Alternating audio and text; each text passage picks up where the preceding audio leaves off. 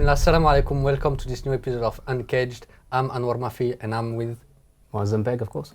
So going straight into it, today we are reviewing and commenting on this BBC documentary, War Crime Scandal Exposed. So what are you making of it?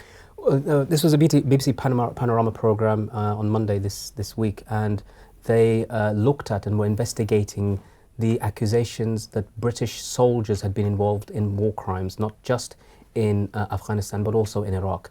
And these crimes included, in the worst case scenario, was the killing of the actual execution of two children who were sitting in their own homes with their brothers in Afghanistan, and British soldiers who had repeatedly carried out crimes, as I said, in both places following the invasions of both countries, and not being held to account, and that anything that was put through what's known as the Iraq historical, the IHAT, accusations for crimes that were committed by British soldiers, that these tribunals were closed down, these investigations were closed down by the government of Theresa May.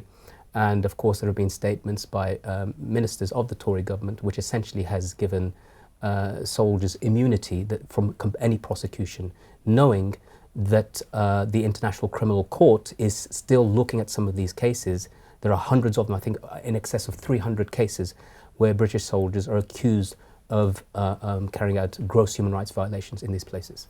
So two things. I think there's the soldiers themselves that have committed these crimes, and I think much of the story is about the cover-up. So for the past 18, almost 20 years now, we've been involved at CAGE in several investigation, inquiries, and what has it led to?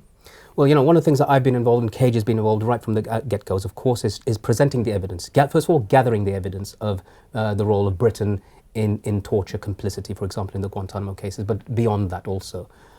We have then taken the government to court, been involved in civil litigation, been involved in criminal litigation, literally giving evidence to the police of MI5 officers and others who were physically present when our torture was taking place. So those criminal inquiries, we've given evidence to the police.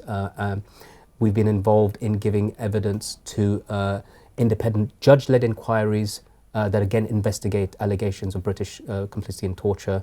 And we've even given evidence to the Intelligence and Security Committee, which is an arm of the government investigating itself, which concluded that British government agents were involved in torture. And we've also given evidence to the International Criminal Court for historic allegations of British involvement and American involvement in torture in Afghanistan.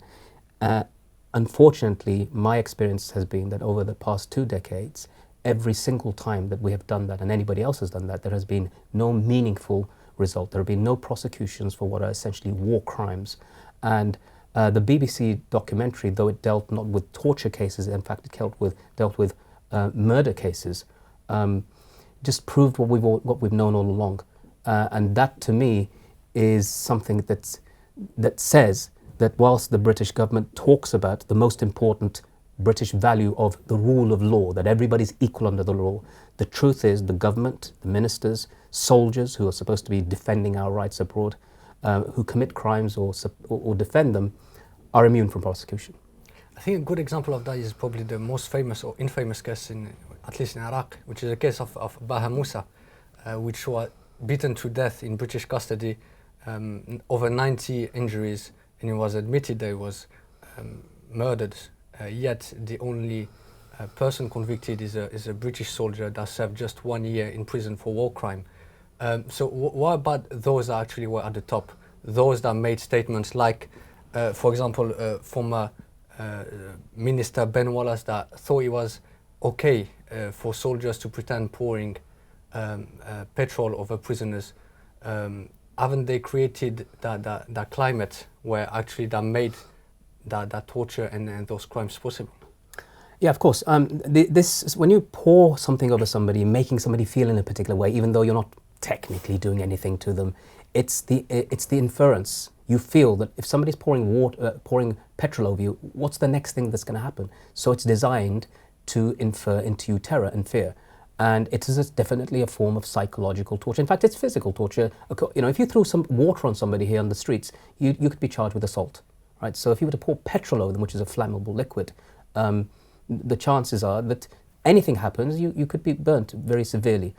So when a defense secretary says something like this and said that it's okay, you've just opened the doors to suggesting that that our soldiers are beyond reproach, that it's okay, it's just a little bit of, it's a technique that's necessary.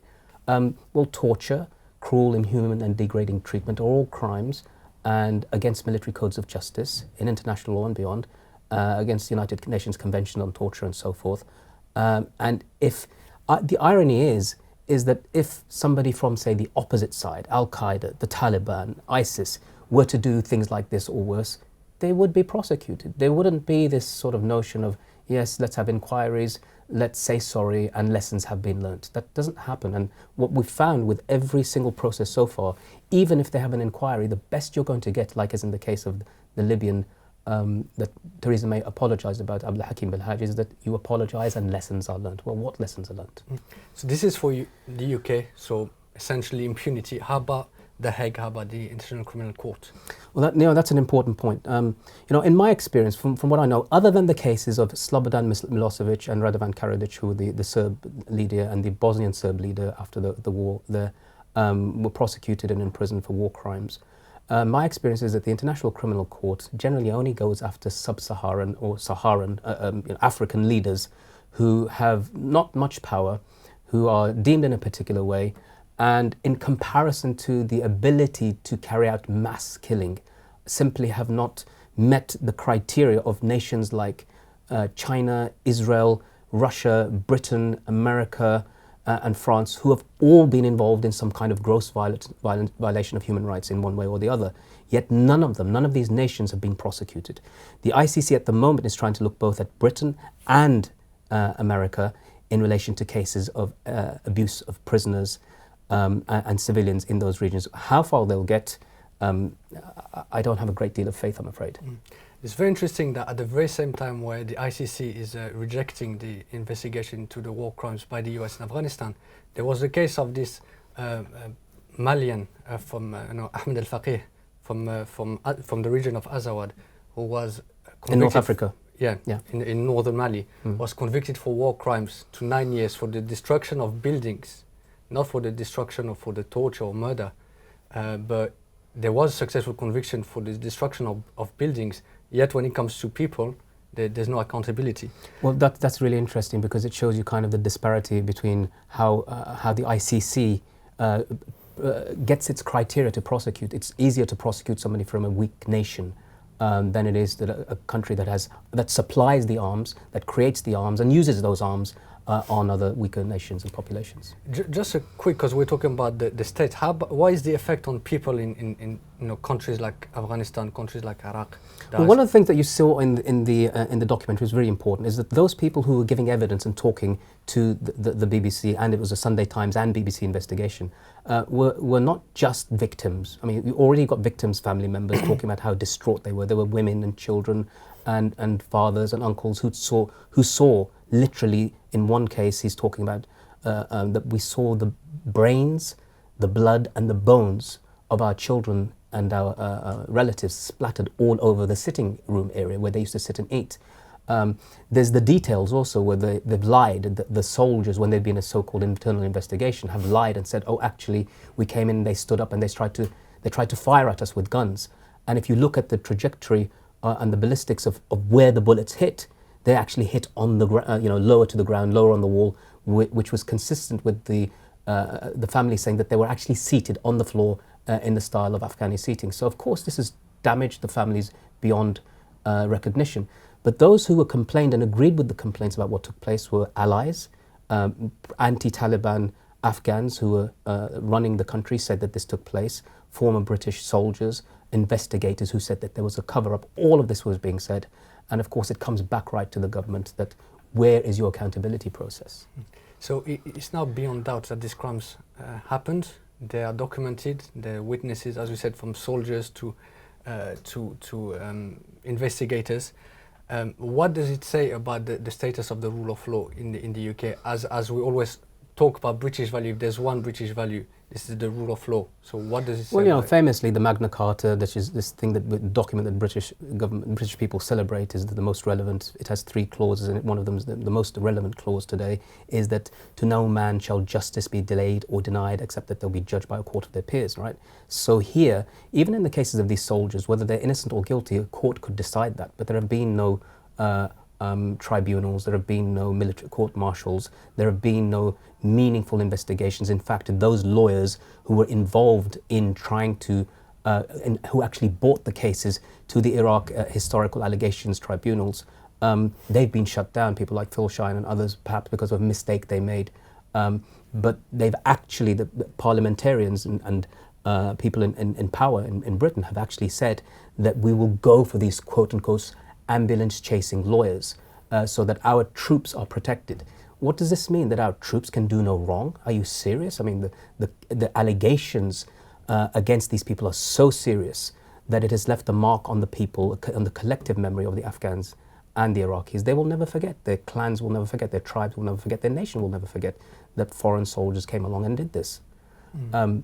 Also, it's really important that we remember cases of individuals, but that they're humanized, that they're not forgotten, and I think that's an important part of the message.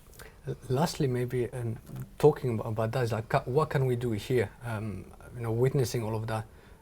You yourself, you've been involved in some important efforts, especially at the International War Crimes Tribunals. Can you talk about that? Yeah. So in 2011 and 12, I gave evidence at a War Crimes Tribunal in Kuala Lumpur, in Malaysia. It was the first time ever I'd been in any court at all as a witness, and I gave evidence to this court that consisted of international lawyers from around the world that had been helped or supported by the Prime Minister Mahathir Mohamad, and present also were former heads and Assistant Secretary Generals of the United Nations. So we had a lot of clout, and for the first time, myself, former Guantanamo prisoners, survivors of Abu Ghraib, including women who'd been abused, gave evidence, and as a result of this evidence, in absentia, George Bush, Tony Blair and others from their government were found guilty of crimes against humanity.